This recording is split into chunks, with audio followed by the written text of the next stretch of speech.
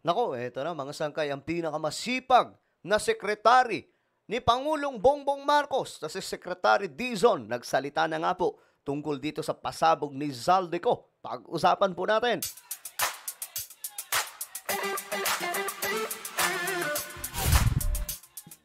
Eto na mga sangkay, pag-usapan po natin ito kasi nga po masyado pong viral trending ito ngayon. Alam ko marami po ang nalilito, sino ba talaga ang dapat paniwalaan? So, okay, dyan lang po kayo. Magsisimula po tayo. But anyway, bago tayo magsimula, no, pagtuloy-tuloy, makikita nyo po yung subscribe button sa baba ng video na to. Guys, i-click nyo po yan, tapos i-click nyo yung bell, at i-click nyo po yung all.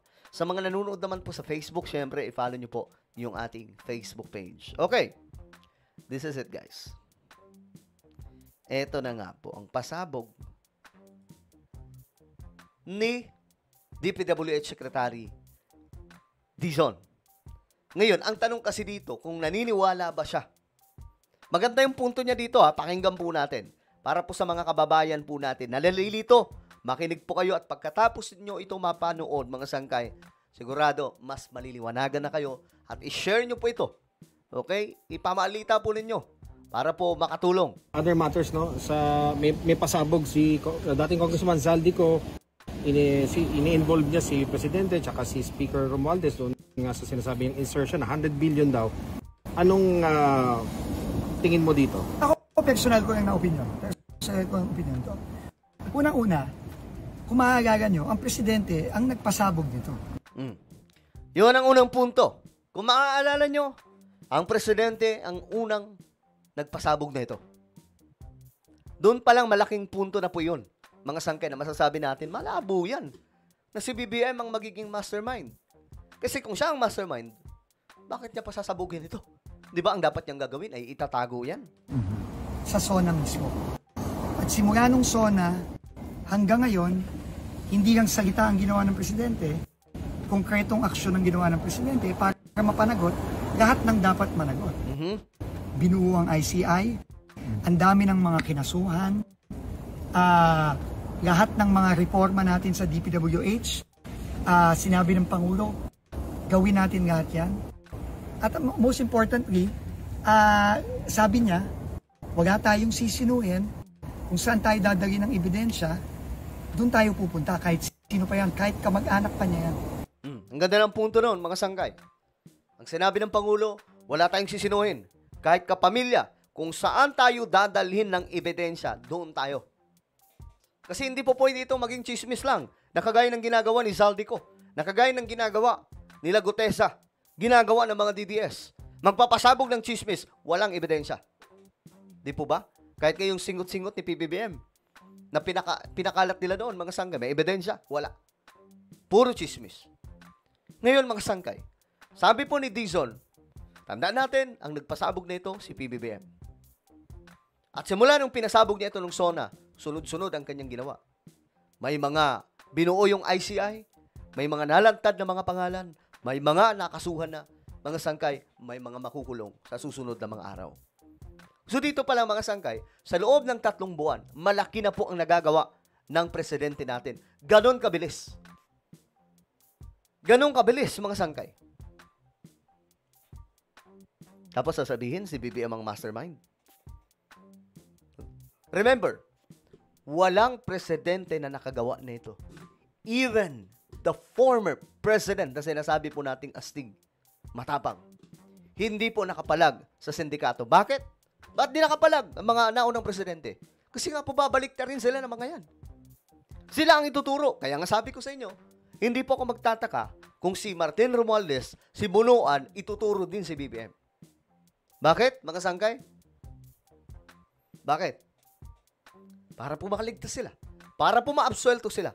Kasi yan po yung exit nila. Kung sila lang ang magtuturuan, pare-parehas silang pupulutin sa kangkungan.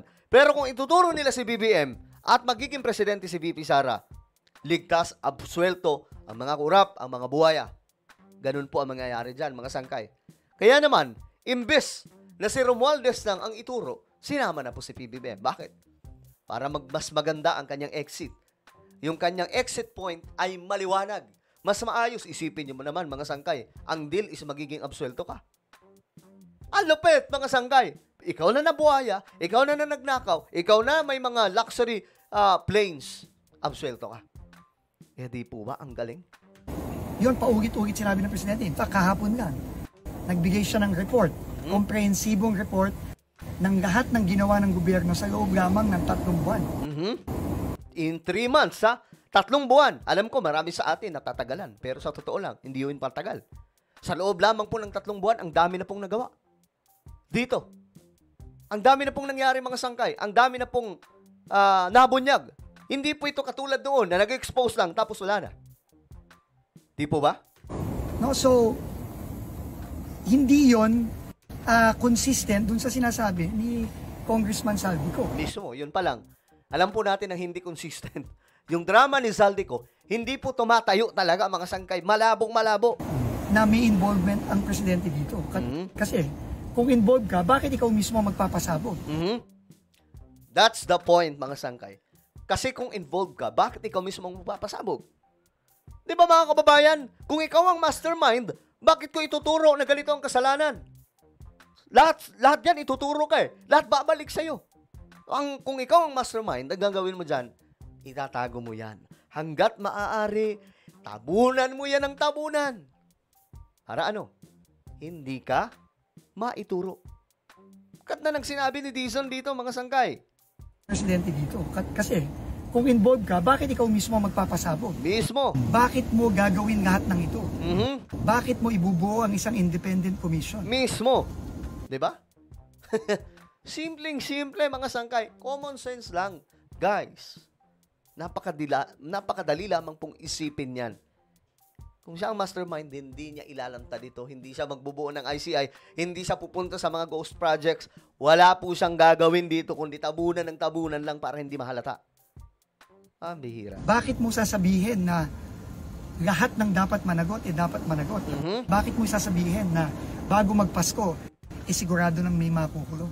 Ganda ng punto niya, mga sangkay. So ako, at ano naman ang ginawa ni Congressman Saldico? Ito na ang punto. Ano naman ang ginawa ni Congressman Saldico? Di ba ang ginawa ni Congressman Saldico? Umalis ng Pilipinas. Yun pa lang. Alam nyo na, mga sangkay, kung anong totoo. Umalis ng Pilipinas. Gumawa siya ng drama actually. Sabi niya, umalis ako ng Pilipinas para sa ganito. Tapos babalik na dapat ako nung ganito, nung may SONA na ata yun. Kaya nga lang, hindi ako pinabalik. Diyan ka na lang daw. Guys, ang dali pong gumawa ng kwentong barbero.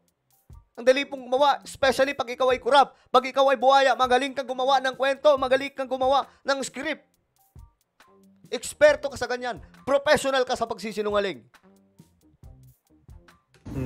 Nung nagsimula pa lang itong kontrobersiya, skandalo sa flood control, ang ginawa ni Congressman Saldico, umalis ng Pilipinas. Mismo, tumakas na. Kasi doon po naungkat yun eh. Nung naungkat, mga sangkay, ang kalokohan, doon po sa Bicam, doon na, mga sangkay. Lumayas na po siya. Di ba? Ayaw na bumalik. So, sinong paniniwalaan natin? Di ba? Kanino ka ba naniniwala? Yung umalis o yung taong nandito sa Pilipinas, naglantad for the first time.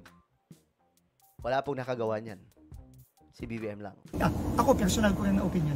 Sir, kumusta ang mga cabinet secretaries? Talaga bang nasa likod pa rin kayo lahat? Ako, naniniwala ako. Lahat ng kabinet nasa likod ng Pangulo. Kasi nga, siya mismo ang nagpasabog nito. Mismo. Wala sa history ng bansa na presidente mismo ang nagsiwalat sa isang napakalaking corruption scandal. Good point, mga sangkay. Wala sa history ng bansa na ang presidente mismo ang naglantad sa isang malawakang korupsyon ng bansa. Kasi nga po siya ang ituturo ng mga yan. Mga kongresista, mga buhaya, babalikan siya niyan. Ituturo siya. Pwede nga po siyang ipa-impeach. Lalong-lalo na ngayon na nandyan si VP Sara. Yan po yung magiging sandigan nila. Para po maging maayos ang kanilang exit. Na hindi makakasuhan. Hindi makukulong. Walang presidente na nakagawa nito. Si BBM lamang po ang nakagawa niyan. Tapos sasabihin mastermind. Di ba ang labo, mga sangkay? Ang labo, mga sangkay. Sobrang labo. Si Pangulong Bongbong Marcos lang. At doon ako kampante. At doon nanggagaling ang aking paniniwala at ang aking lakas na tuloy-tuloy ito at kung ano ang sinimulan ni Pangulo nung zona, tatapusin din yan to. At kasama niya ako dito sa pagtatapos dito sa napakalaking skandalo. So 100% ang support pa rin po. Oh, absolutely. Pero sir, Tatapusin natin to kasama ang Pangulo. what will you make of Zaldico's statement? Ako, I cannot speculate. Pero ulitin ko, ang fact is, ang unang ginawa ni Congressman Saldico, umalis ng bansa. So siguro, nasa mga kababayan na natin yun. Malinaw na, mga sangkay. Malinaw na ngayon. O yan, ang statement ng magaling na gabinete ni PBBM. Ano po ang inyong opinion? Comment down below. Ulitin ko, i-share nyo po ito, ipakalat nyo sa social media para malaman ng sambayan ng Pilipino. Meron po tayong YouTube channel, Sanggay Revelation. Hanapin nyo po ito sa YouTube ngayon din. Kapag nakita nyo na, i-click nyo po yung subscribe, i-click ang bell, at i-click nyo po yung all. Ako na po ay magpapaalam. Mag-iingat pong lahat. God bless everyone.